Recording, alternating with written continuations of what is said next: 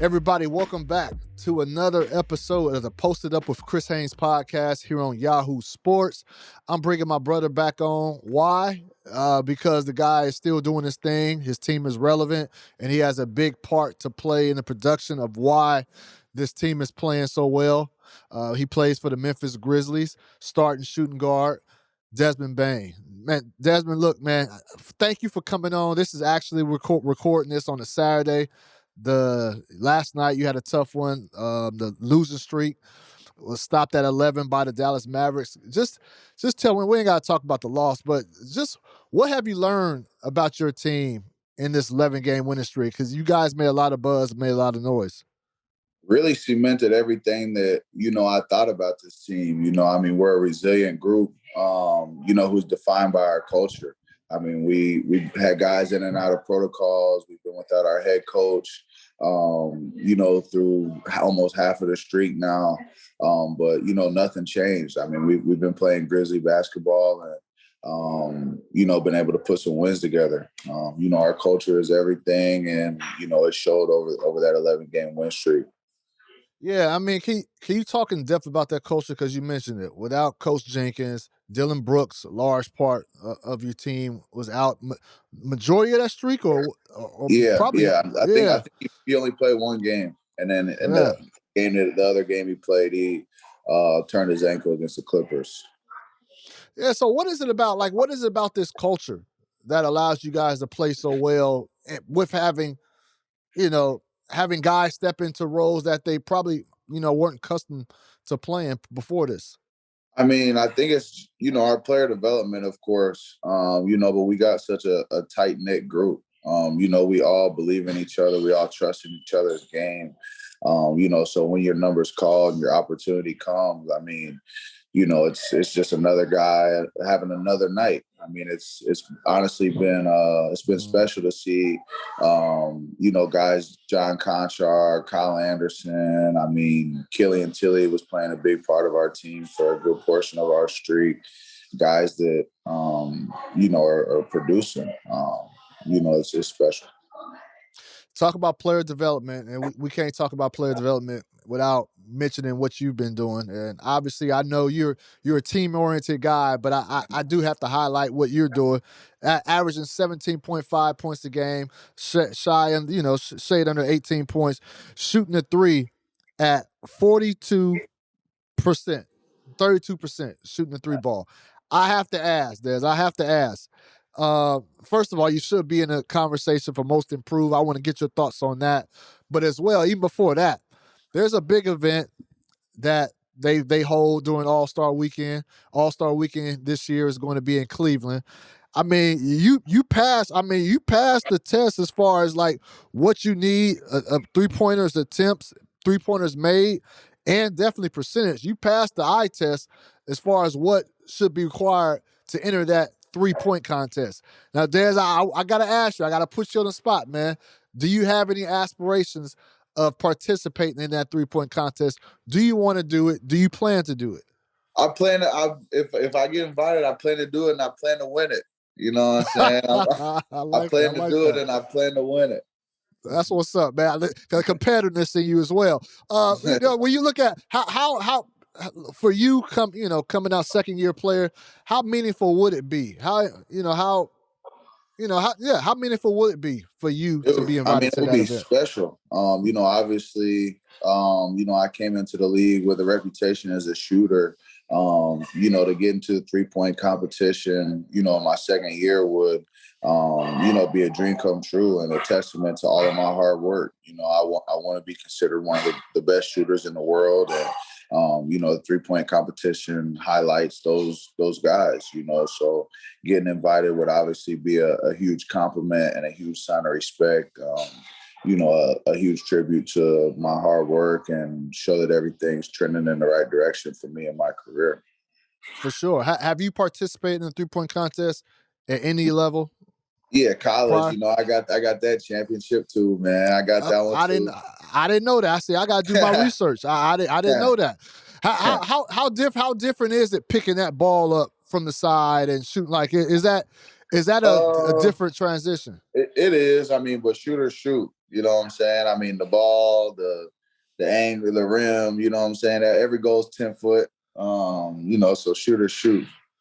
No, that's what's up. That's what's up. I love that. So, Dad, I want to ask about just the resiliency of the Memphis Grizzlies, man.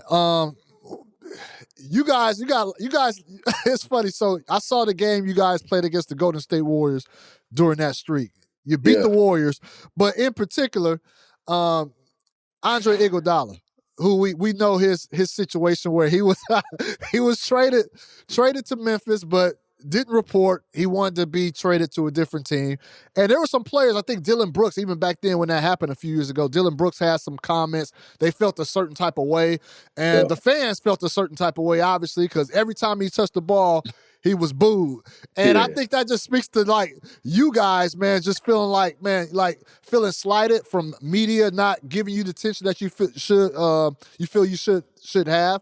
And I guess it translates to players, you know, feeling like, hey, you guys should want to be here. If you're not, we're going to show you how we feel, and we're going to try to kick your butt every single time. Can you tell me about, like, that Andre Iguodala situation and him coming to the FedEx Forum? I mean, I love it. You know, I love Memphis. You know, for that reason. You know, they love their people. You know, they love the people that love Memphis.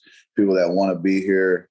You know, Memphis isn't a glamorous city or you know, anything like that. But, you know, it's blue collar. Everybody here working hard and, you know, supporting each other that's doing that. And, you know, for somebody who didn't want to be a part of that, you know, they let them know that they wasn't feeling that. Yeah, that's you rarely see that around the league. I didn't get to ask you about last time you were here. A little bit off of basketball, then I'll get right back to it. Young Dolph, you know, he was he was killed there, you know, from Memphis. Well, he moved to Memphis when he was 2 years old from Chicago, but you know, a Memphis legend there, hip hop figure, entrepreneur, did a lot for the community. Did you ever have any a relationship with Dolph prior to him being killed? That was in November. What was your relationship or any stories you had about Young Dolph? Unfortunately, I didn't have a relationship with him. I didn't get a chance to make one, but I wish I would have. You know, he was one of my favorite rappers when I was coming up. Going through TCU, we had always played his stuff in the locker room before the games. You know, from what I heard, I mean, he did a lot for the Memphis community too. Like you said, he was pretty much raised here his whole life. You know, once he made it, he ain't forget about his people. He ain't forget about his hood. So, you know, it's really sad stuff what happened to him. But, you know, he a Memphis legend for sure. I wanted to bring him up. So sorry about that. I wanted to give him some love. I didn't do that the last time we were on. So during this run, I got to talk about your backcourt partner, man. You know, that guy has been Ja. So Ja actually, Des, I don't know if you know this, but before Ja was drafted, this is probably, I want to say, a month and a half before he was drafted. I actually flew out to Jacksonville. That's where he was training at the time, training for the draft. And, you know, for my pod. So I flew out there, brought my whole production crew out there. And this is when pods, like, this right now, we're doing this because pandemic era, but the pod was, you know, I will fly to you, production crew, it'll be big time there. So you got to get that big time shine, man, when I get the clear. But I flew out there, and the thing that he said that went viral at that time, I was asking him, I was like, you know, what's your position in the league? Like, what's your natural position? What do you think is going to best suit you when you get to that next level? He said, I'm a point guard. And I'm like, okay, point guard. So when you playing out, he said, no, he stopped me. He said, I said point guard. I was like, oh, excuse me. I'm like, oh, excuse me. I'm like, I'm not expecting a rookie, somebody who hasn't played in the NBA yet, to have such a, you know, just to feel like he's a point guard. We've heard that about Chris Paul. You hear about that players that are in the league that have produced at produced for a couple years. He's saying this before he even stepped on the court. And Yeah. so what are you seeing? Are you seeing anything different from him this season opposed to the other years? I mean, he's all like that mentality that you talking about. He's had that since the jump. I'm a killer, killers kill. That's kind of been his motto ever since I've known him.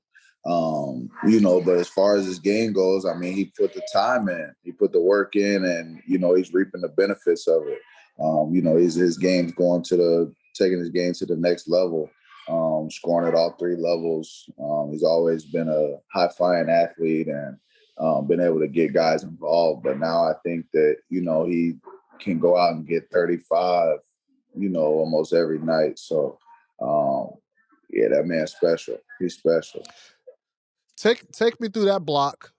Take me to that block. You were right there. Break the sequence down for me, please. I mean, we turned the ball over, and like last year, coach would get on me all the time for fouling, like in those situations, because we have Ja, Brandon Clark, D'Anthony Melton, guys who hustle around and make athletic plays around the rim. So he was like, give your teammate a chance to, come in and clean it up. So, I'm showing my hands, just trying to be physical with Avery Bradley. He probably missed a layup even if Ja ain't block it. But, Ja come soaring through the air. I mean, I thought it was just me and Avery. I didn't even know Ja was, right there. And next thing I know, he all up on the backboard and all you oohs and ahs. And I didn't really know how crazy it was until after the game was over. And I saw the picture like frozen and his head like level with the rim, hands dim there at the top of the backboard, snatching it with two hands out of the air. Like, I mean, there's stuff that he does, like, and it's just like, you can't explain it. You can't explain it.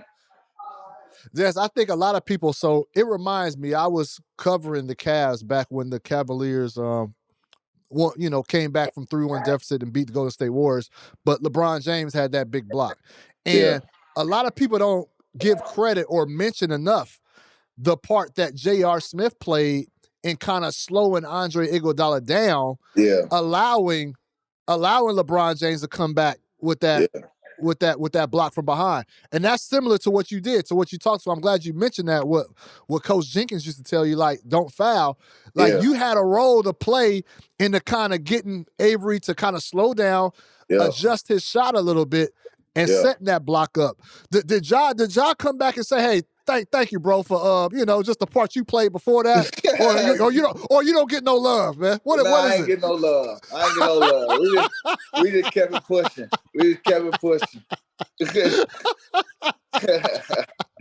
No, because that's important. Because usually on fast breaks, especially when the numbers are against you, a foul is going to come. A foul is, so for you, like, you just had no intention of fouling. You just really wanted to make a play on the ball. Yeah. Okay. I respect it, because that's a tough play to do, man. And just to see it right there. So your expression. So when you saw it after the game, saw his head, that was just. Have you seen anything like that? Never. Not like in a basketball game that I've played in or been around. Like I ain't seen nothing like it ever. Yeah, it's one of a kind, man. I've been covering this league for a minute, man. You also, I want to get to your remarks that you also said, and you started a national conversation. That's what I like about teammates having each other's backs, because a lot of times when you're in small markets, you don't get the exposure. A lot of times what you say, a lot of times sometimes what you say doesn't, reach everywhere, but you made the comment, the remark that started a conversation and saying, hey, man, look, I'm glad everybody's looking at Ja, but it's time y'all start thinking about him or talking about if he's the best point guard in the NBA. Yeah. And whether you believe it or not, whether you think Dez is crazy, you started a conversation. Yeah, and so is that, now I want to ask you, is that how you really feel? Like, how do you really feel? Because obviously when you're talking about the best point guard, you got Steph and Chris Paul out there. So Damian Lillard. I mean, those guys are fantastic players, and you can't take anything away from them. And what they've done, through their career. But I mean, I think you look at what Ja's done this season, and it's hard not to put him in that conversation. I mean, he's got one of the youngest teams in the league, in third place, in the West, or fourth place, whatever place we in. We at the top middle of the West. He went into Phoenix, beat them, beat Golden State multiple times now this year. So I mean, I don't think that is crazy to have that conversation. Okay, now let's get beyond the conversation, because I got you here and I could put you against the wall right now, Dan. Yeah. Is he the best point guard in the NBA right now, in your opinion? Yeah. No cap. Yeah. I'm rolling with him. Okay, that's what's up. I'm rolling with him. I gotta respect that. I gotta respect rolling that. So Dan, most improved. To you, what does most improved mean? When you think about that award, what does that mean to you? I'm gonna tell you why I asked you that question after you answered. It just who got better. I mean, I don't even really know how to put it other than who got better. I mean, it's an award that shows growth, in a player's game that might not have been there before. Okay. I like that answer. And I'm going to tell you why. I'm going to tell you an issue I had with last year's most improved, and I kind of got some criticism. So you tell me if I was on point or if I was tripping. Yeah. So last year's winner was Julius Randle. Yeah. I voted for Jeremy Grant, who left the Denver Nuggets and went to the Detroit Pistons. So I don't even think I had Julius Randle on my ballot. We get to pick our top three. Yeah. So I looked at Julius Randle's numbers. Obviously, the Knicks had a phenomenal season, went to the playoffs. Sure. Julius Randle averaged like 2 more points than he did year prior. Yeah. So he went from like 23 points to 25. Yeah. So for me, I always knew Julius had that in him. Like, it wasn't like, okay, he stepped it up a little. Yeah. But to me, he was that player. The team was better. Yeah. So I guess people gave him that. Nah, Jeremy Grant was somebody who came off the bench for Denver, probably gave you 11, and then went from 11 to like 20, 21. Yeah. And so I see improvement in that. Exactly. And so I wanted to see if was I tripping or not on that. Like I just didn't see Julius Randle as a most improved type player.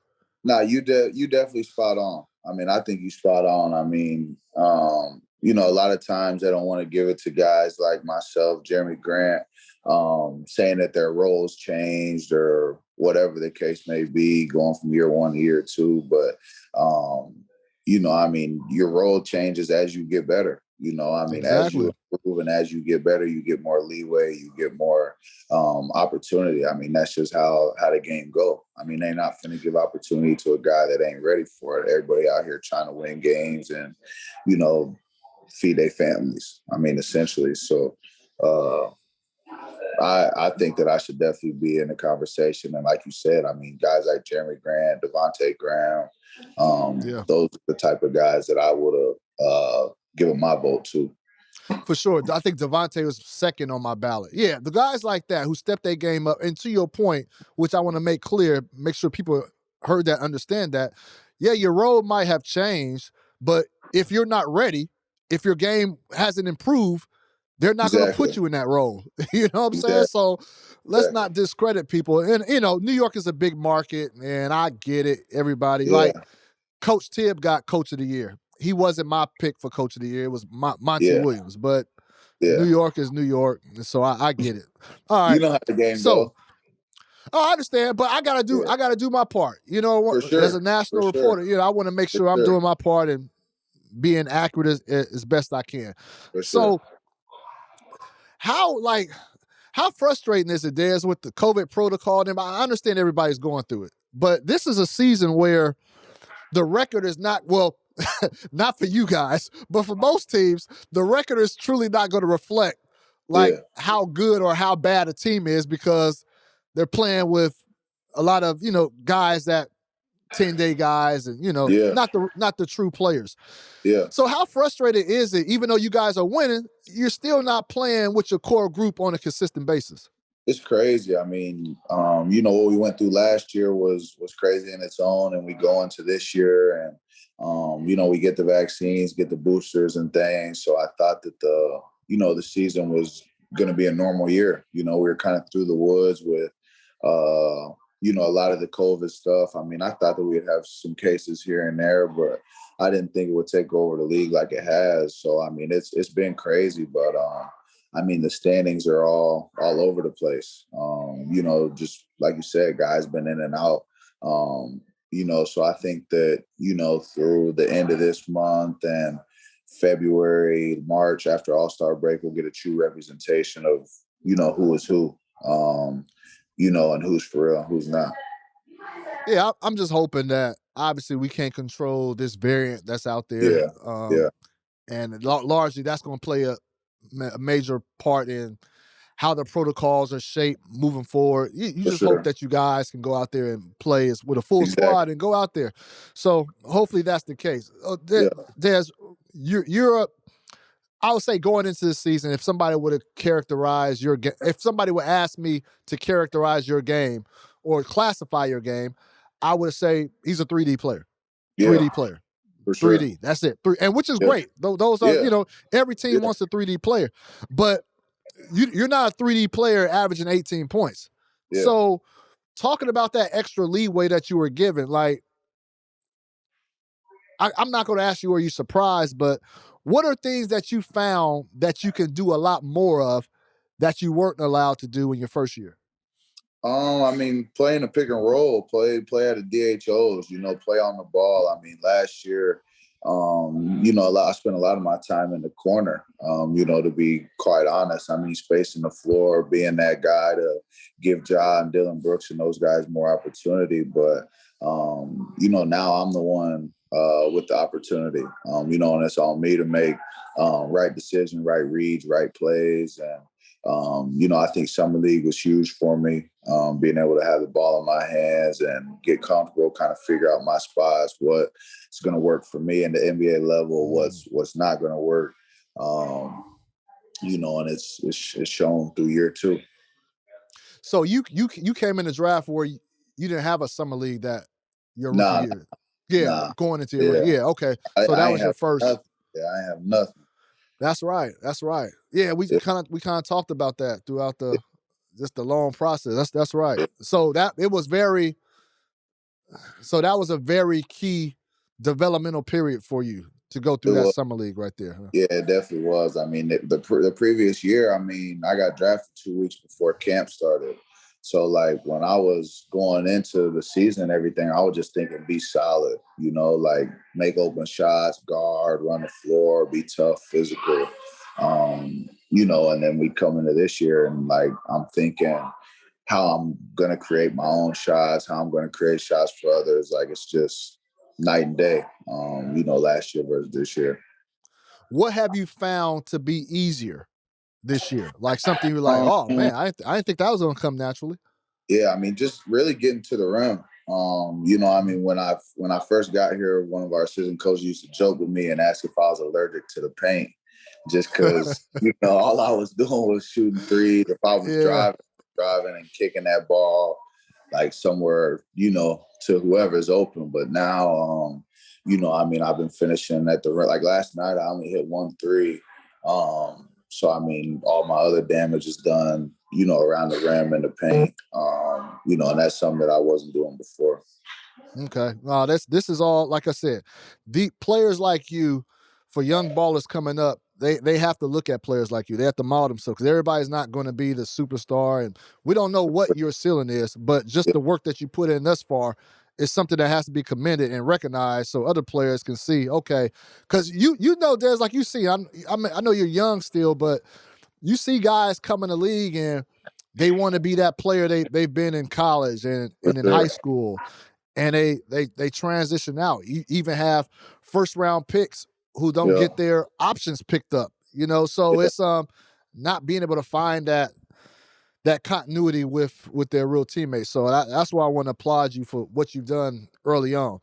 I Now, appreciate Des, I gotta ask you this, Des. I got you on here. I gotta bring it up. If I ask you this question first before I get to the main one, do you consider yourself to be a trash talker?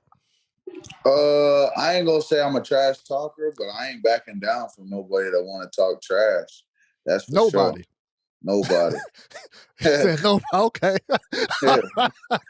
So you know where I'm going, Des. You know where I'm going, man. Yeah. So during the streak, you guys faced the Lakers, Yeah. and the mic actually caught LeBron and actually what he was saying. It didn't really catch what you said before, but LeBron was calling the mic, addressing you. Seemed like he was addressing you, maybe some others, but it seemed like it was primarily on you, saying, y'all talking too much, bleep. I don't play that S. You make a couple shots, and then you start talking S. You ain't gonna disrespect me and all that stuff. So Yeah. walk me through, Des. Walk me through that sequence of it. What led to that verbal sparring between you two? I didn't really see you saying anything. The camera didn't catch you, but take me through that sequence. What led to that and what happened? Nah, I mean, obviously two competitors, going at it first and foremost. But, early in the game, I get an N1 and like he walking up all next to me and then he pushed me. So I turned around and I was like, we ain't going to do that. Like just stopping it right there. We ain't going to do that. Like, let's play ball. You know what I'm saying? That's what everybody's saying. Russ saying play basketball. Like we ain't worried about none of that. So we was already kind of chirping in the first half, and then I had hit a three in the second half, and he come behind me with his footsteps, like them big old feet he got thumping them, and I'm like, them footsteps ain't scaring nothing, and hit the three, and then I'm coming back down the other end, and I think he had a turnover. And we go down, Ja gets fouled, shooting at the line, and then we just right then and there we going at it. And Avery Bradley started chiming in, Russ started chiming in, the refs, trying to get the game under control. But it's just two competitors. It's basketball. Every game that people care about what they doing, there's gonna be some of that out there for sure. Yeah, that's the part that confused. So I saw all of, well, I didn't know about the him coming behind you with the footsteps, and I didn't know about the three at the in the first quarter. But like what led to just that portion of the sequence? I mean, with that portion of the incident in the paint right there. Because I saw Ja went to the free throw line.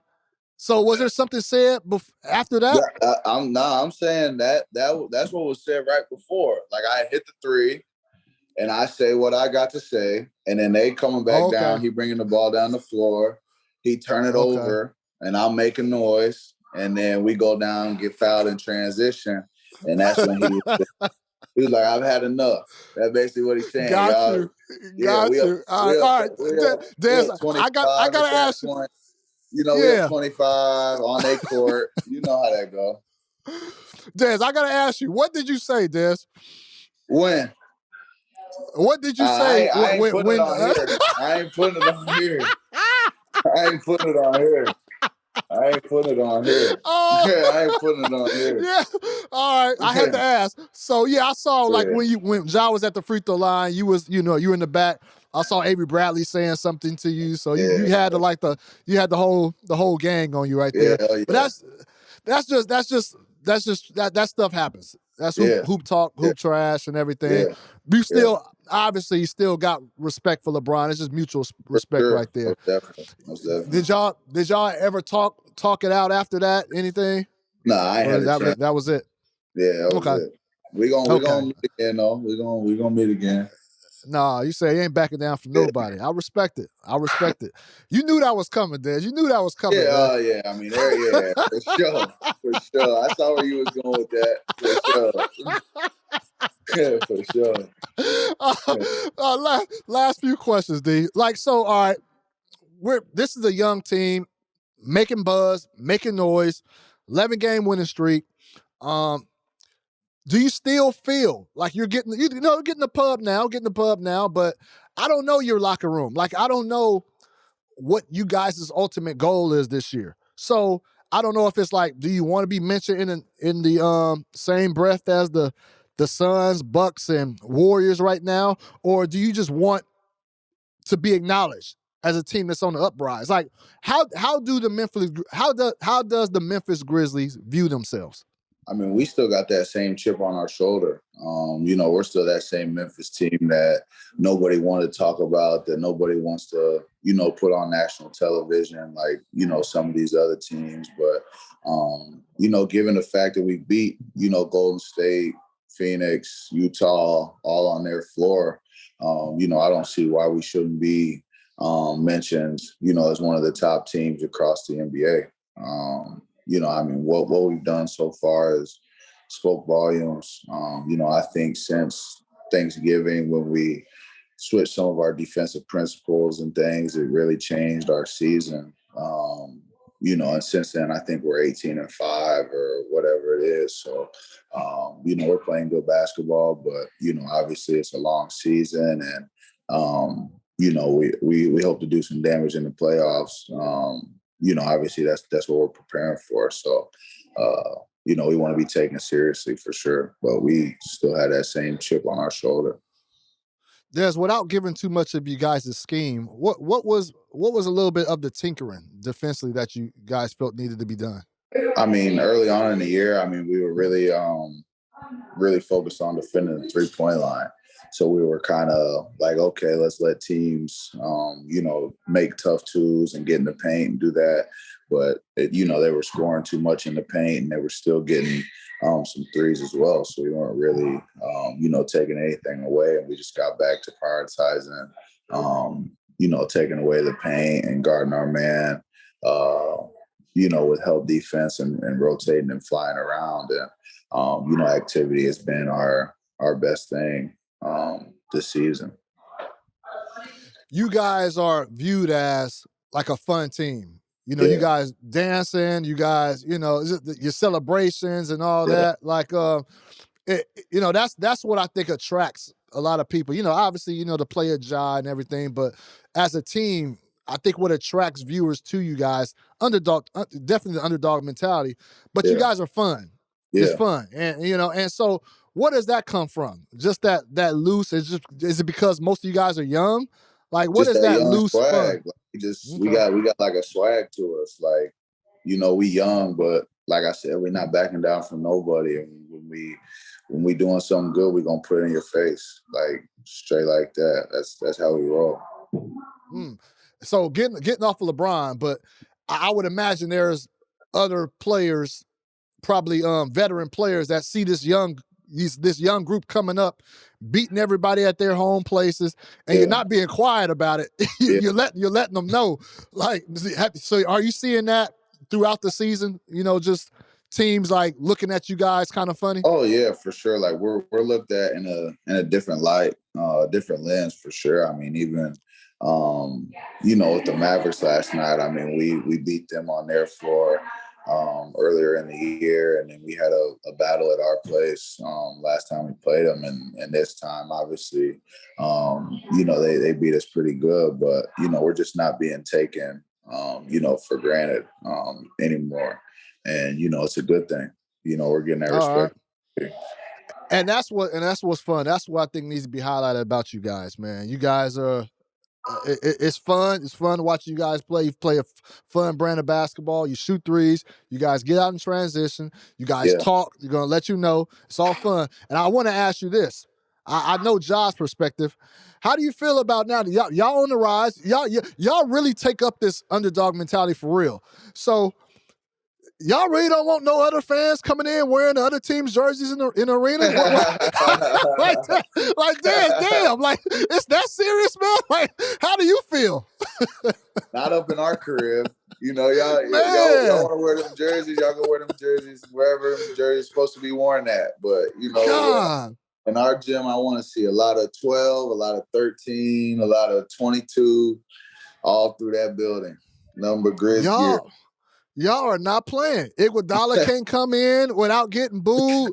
The kids can't come in with the other team's jersey. Y'all talking trash. Y'all dancing. Like, man, y'all want it all. I respect it. I respect it, man. You gotta take the respect. So I think that's mainly what you guys are doing. You're taking taking respect. Nothing being given to you guys. So, Des, I'm gonna let you go, man. This is the weekend. What you got planned for the weekend, man? You off today? And we done had 8 games in 12 days. We finally got an off day. I'm in the house chilling, watching games, kicked up. What's your favorite food spot in Memphis? Ooh, that's a good one. Probably Slam Dunk Wings. Wings fire. Gus AR chicken fire too. Gus's fried chicken. That's my spot. Yeah, they got some good food out here. Memphis is not the place, man. Memphis, New Orleans, man, for food, man. Like if you can't beat it. No, you can't beat it, man. So you stay healthy, man. I'm enjoying watching you, brother. You know that, man. I appreciate you always coming on, and hopefully the next time we talk, it'll be in Cleveland while you're at the compete for the 3-point contest. So I appreciate you, brother. Thank you. Thank you. Appreciate it. Thank you. This Memphis Grizzlies shooting guard, Desmond Bane. Check him out. Him and the Grizzlies are hot. Him and Ja in that backcourt, pretty much dominant throughout this span.